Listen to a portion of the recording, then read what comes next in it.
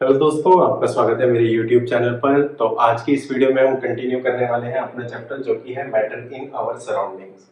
और इसमें हम आज टॉपिक पढ़ने वाले हैं इवेपोरेशन। ये इस चैप्टर का आखिरी टॉपिक है, इसके बाद आपका ये चैप्टर फिनिश हो जाता है। तो अभी तक हम क्या पढ़ चुके हैं? वाटर को, ये लिक्विड फॉर्म ऑफ वाटर है।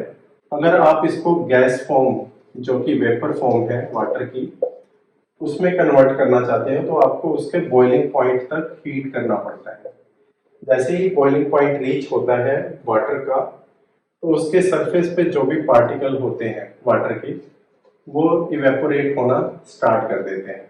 ठीक है, तो इस केस में क्या है, आपको वाटर को हीट करना पड़ता है उसके बॉइलिंग पॉइंट तक। जैसे ही बॉइलिंग पॉइंट रीच होता है, वाटर के सरफेस पे जितने भी वाटर के पार्टिकल होते हैं वो वेपर फॉर्म में कन्वर्ट होना स्टार्ट कर देते हैं।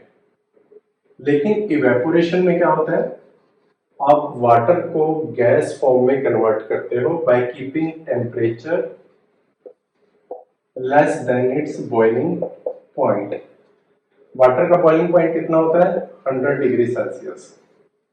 तो अगर आप 70 डिग्री सेल्सियस या 40 डिग्री सेल्सियस, मतलब कोई भी टेम्परेचर जो 100 डिग्री सेल्सियस से नीचे हो, उस टेम्परेचर पे अगर आप वाटर को गैस फॉर्म में कन्वर्ट कर देते हो तो उस प्रोसेस को कहते हैं इवेपोरेशन।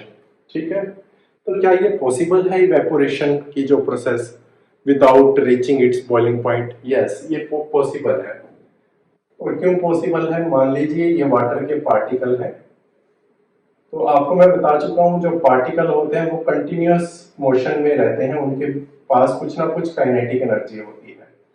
ठीक है, सॉलिड के पास कम काइनेटिक एनर्जी होती है, लिक्विड के पास सॉलिड से ज्यादा, और गैस के पास बहुत सारी काइनेटिक एनर्जी होती है। तो ये जो सरफेस के पार्टिकल है, ये जो सरफेस के पार्टिकल है, इनके पास कुछ काइनेटिक एनर्जी होती है।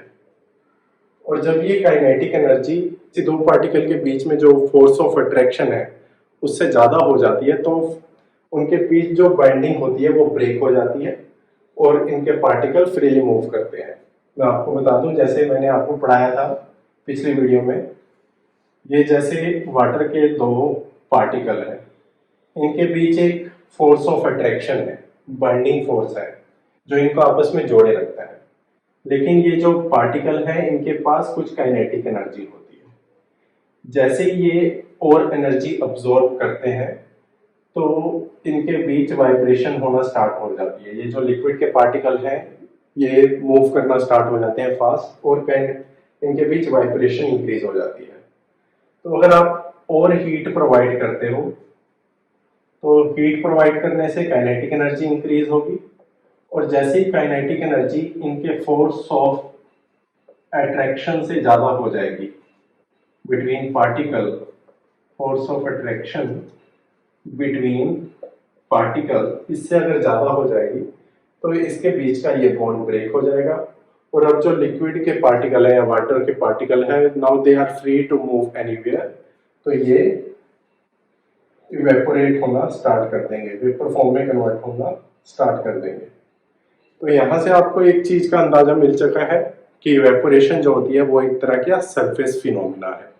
तो अब हम पढ़ते हैं कौन कौन से फैक्टर होते हैं जो इवेपोरेशन में हेल्प करते हैं। तो अब हम देखते हैं कौन कौन से जो फैक्टर हैं वो इफेक्ट करते हैं इवेपोरेशन को।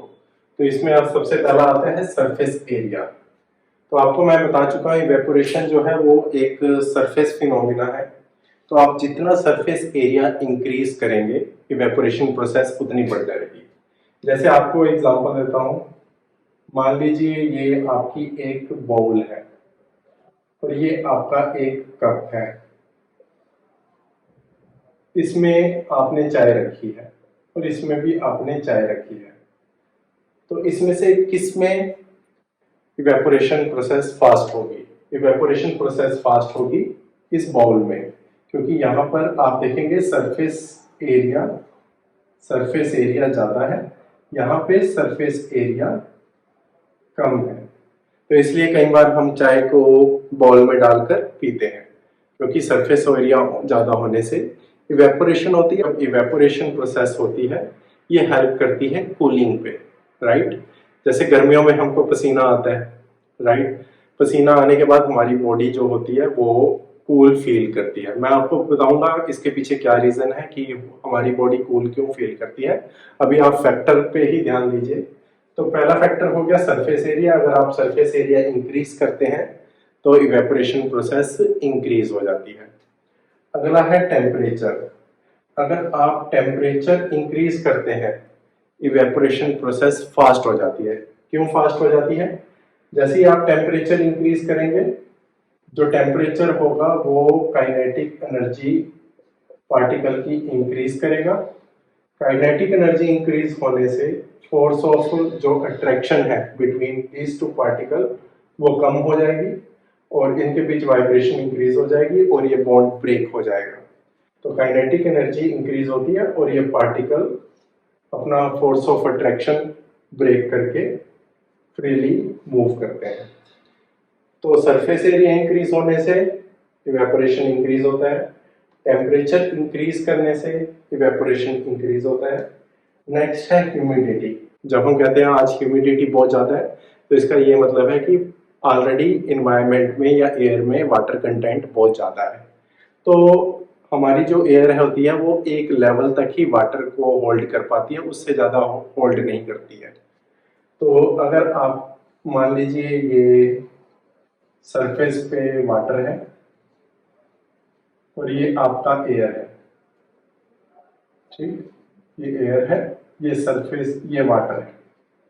तो ऑलरेडी अगर आपकी ह्यूमिडिटी ज़्यादा होगी तो जो इवेपोरेशन है वो लेस होगा। अगर ह्यूमिडिटी कम होगी इवेपोरेशन ज़्यादा होगा। तो आपको सिंपली बता दूं, ह्यूमिडिटी अगर ज़्यादा होगी तो इवेपोरेशन लेस होगा। ह्यूमिडिटी अगर कम होगी तो इवेपोरेशन हाई होगा। नेक्स्ट आते हैं विंड स्पीड पे। तो कई बार आपको देखोगे, जैसे हम कपड़े सुखाने के लिए जाते हैं तो हमारी मम्मी बोलते हैं कि कपड़े थोड़े फैलाकर डालियो तार के ऊपर। फैलाकर डालने से क्या होता है, सरफेसिंग एरिया इंक्रीज हो जाता है। सरफेस एरिया इंक्रीज होगा तो जल्दी कपड़े सूखेंगे। और आप दूसरी चीज एक और नोटिस करोगे, जिस दिन बहुत तेज हवा चल रही होती है उस दिन जो होते हैं कपड़े जल्दी सूख जाते हैं। तो विंड स्पीड अगर ज्यादा होगी तो तो इवेपोरेशन भी ज्यादा होगी। ठीक है, तो ये है फैक्टर जो इफेक्ट करते हैं इवेपोरेशंस को। सो अब हम कुछ क्वेश्चन आंसर करते हैं। तो पहला है कि जैसे ही हम नेल क्लींसर है एसीटोन, उसको हम अपने पाम के ऊपर डालते हैं तो हम कूल क्यों फील करते हैं अपने पाम पे? तो क्या होता है, जो एसीटोन होता है वो इवेपोरेट होना स्टार्ट कर देता है। During evaporation it absorb energy from the surrounding as well as from our palm. तो जैसे ये एनर्जी एब्जॉर्ब करता है हमारे पाम से तो हमारा पाम कूल फील करता है और ये एसीटोन इवेपोरेट हो जाता है। So next question is why we feel cool during perspiration. जब हमारे में स्वेटिंग होती है हम कूल क्यों फील करते हैं? परस्पायरेशन को कहते हैं स्वेटिंग होना, ठीक है। तो जब हमारे स्वेट के पार्टिकल इवेपोरेट होते हैं उस समय हम कूल फील करते हैं। क्यों? तो यहाँ पे मैंने आपको दिखाया है हमारी बॉडी के ऊपर स्वेटिंग के ड्रॉपलेट्स हैं, ठीक है। तो अब आपको थोड़ा जूम वर्जन दिखाता हूँ। मान लीजिए हमारी बॉडी है और ये स्वेटिंग के पार्टिकल्स हैं, राइट। तो मैं आपको ऑलरेडी बता चुका हूँ, दो लिक्विड पार्टिकल के बीच में कुछ ना कुछ काइनेटिक एनर्जी होती है और ये जो पार्टिकल होते हैं ये किसी न किसी फोर्स ऑफ अट्रैक्शन की वजह से ये एक दूसरे के साथ अटैच होते हैं, ठीक है। जब ये एनर्जी प्राप्त करते हैं लिक्विड पार्टिकल, ये एनर्जी प्राप्त करते हैं, इनकी काइनेटिक एनर्जी और इंक्रीज हो जाती है और ये इनके बीच पे फोर्स ऑफ अट्रैक्शन ब्रेक हो जाता है। तब ये लिक्विड पार्टिकल फ्रीली मूव करते हैं और इवेपोरेट होते हैं। तो इस पूरी प्रोसेस में जो भी एनर्जी कंज्यूम हुई, रिमेनिंग पार्टिकल उसको अब्जॉर्ब करने की कोशिश करते हैं। और ये अब्जॉर्ब कहाँ से करते हैं? या तो सराउंडिंग से करेंगे उस एनर्जी को अब्जॉर्ब, या हमारी बॉडी से उस एनर्जी को अब्जॉर्ब करेंगे, ठीक है। तो ये पार्टिकल एनर्जी अब्जॉर्ब करेंगे और ये कितनी एनर्जी होगी? ये एनर्जी होगी लेटेंट हीट ऑफ वेपोराइजेशन के जितनी एनर्जी होगी। तो amount of energy absorb is equal to latent heat of vaporisation. Okay, तो जैसे ये एनर्जी अब्सॉर्ब करेंगे हमारी बॉडी से, हमारी बॉडी अल्टीमेटली कूल फील करेगी। तो आपको मैं फिर से बता दूं, जो दो लिक्विड पार्टिकल होते हैं उनके बीच एक फोर्स ऑफ अट्रैक्शन होता है और इनके पास कुछ ना कुछ काइनेटिक एनर्जी होती है। अब ये लिक्विड पार्टिकल एनर्जी अब्सॉर्ब करते हैं फ्रॉम सराउंडिंग्स और बॉटम ऑफ द पार्टिकल्स, और इनकी काइनेटिक एनर्जी इंक्रीज होती है और ये फोर्स ऑफ अट्रैक्शन ब्रेक हो जाता है। ठीक, तो इस पूरे प्रोसेस में जो भी एनर्जी कंज्यूम हुई वो एनर्जी अब जो रिमेनिंग पार्टिकल है वो गेन करने की कोशिश करेंगे। और वो कहाँ से गेन करेंगे? सराउंडिंग से या हमारी बॉडी से। जब हमारी बॉडी से वो एनर्जी गेन करते हैं तो हमारी बॉडी कूल फील करती है। और ये कितनी एनर्जी होती है? ये होती है लेटेंट हीट ऑफ वेपोराइजेशन के जितनी एनर्जी ये अब्सॉर्ब करते हैं। सो नेक्स्ट क्वेश्चन इज, पानी को घड़े में रखने से, गर्मियों में पानी को घड़े में रखने से पानी ठंडा क्यों हो जाता है? तो आपको बता दो, ये जो घड़ा होता है इसके पास कुछ ना कुछ स्मॉल पोर्स होते हैं। ठीक है, इसमें कुछ ना कुछ स्मॉल पोर्स होते हैं और इस पोर्स में से जो वाटर है वो घड़े की सरफेस पे जाता है और जब ये सरफेस पे पहुंचता है ये वाटर, तो ये वाटर के जो पार्टिकल हैं ये एनर्जी अब्सॉर्ब करते हैं घड़े से और सराउंडिंग से और ये इवेपोरेट होते हैं। ठीक, तो जैसे ही ये सरफेस के पार्टिकल इवेपोरेट होते हैं, जो नेक्स्ट पार्टिकल होते हैं वो भी एनर्जी अब्सॉर्ब करने की कोशिश करते हैं फ्रॉम सराउंडिंग्स और दी पार्टिकल जो अंदर है वाटर के पार्टिकल वहां से। और ये जो अमाउंट ऑफ एनर्जी अब्सॉर्ब होती है वो किसके इक्वल होती है? मैं आपको बता चुका हूँ, वो लेटेंट हीट ऑफ वेपोराइजेशन के इक्वल होती है। तो जैसे ही इवेपोरेशन हुआ, बाकी जो सरफेस के पार्टिकल हैं वो एनर्जी गेन करने की कोशिश करेंगे from surrounding, from pores and as well as from water. तो जैसी एनर्जी ये गेन करेंगे, जो रिमेनिंग जो वाटर होगा अंदर वो ठंडा हो जाएगा। सो नेक्स्ट क्वेश्चन इज, हमें गर्मियों में कॉटन के कपड़े क्यों पहनने चाहिए? तो आपको मैं ऑलरेडी बता चुका हूँ, गर्मियों में हमें बहुत ज्यादा स्वेटिंग होती है, राइट? और after sweating our body feel cool. ठीक है, और कब कूल फील करती है? जब ये स्वेट जो पार्टिकल होते हैं ये इवेपोरेट होते हैं। अगर ये वाटर के पार्टिकल या स्वेटिंग के पार्टिकल इवेपोरेट नहीं होंगे तो हमारी बॉडी कूल फील नहीं करेगी। अगर इसके ऊपर हम नाइलॉन के कपड़े पहन लें तो नाइलॉन के कपड़े पुअर अब्सॉर्बर होते हैं वाटर के, तो ये स्वेटिंग के पार्टिकल को आउटर सरफेस पे आने नहीं देंगे और उसकी वजह से इवेपोरेशन नहीं होगा। लेकिन जो कॉटन होता है, कॉटन जो होता है वो गुड एब्सॉर्ब करता है, गुड एब्सॉर्बर ऑफ वाटर। वो स्वेट के पार्टिकल को एब्सॉर्ब कर लेगा और जैसे ही पार्टिकल सरफेस पे आएंगे वो सरफेस से इवेपोरेट होंगे और नीचे हमारी बॉडी कूल फील करेगी। और इसलिए आपको गर्मियों में कॉटन के कपड़े इसलिए भी पहनने चाहिए, अगर आपकी बॉडी पे स्वेटिंग रहेगी तो आपको फंगल इन्फेक्शन होने के बहुत चांस भी हो जाते हैं।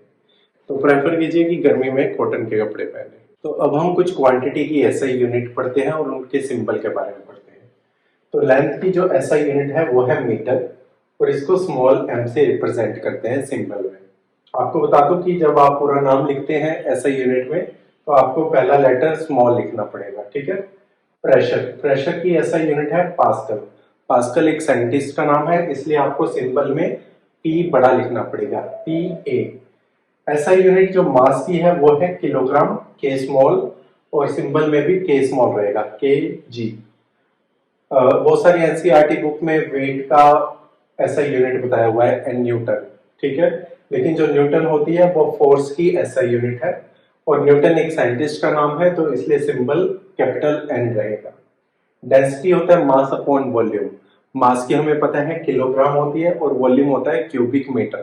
तो किलोग्राम देन उसके नीचे आएगा मीटर क्यूब या क्यूबिक मीटर और सिंबल में लिखेंगे किलोग्राम क्यूबिक मीटर का इनवर्स। ओके, टेम्परेचर की ऐसे यूनिट होती है केल्विन। केल्विन भी एक साइंटिस्ट का नाम है, इसलिए सिंबल में कैपिटल के आएगा।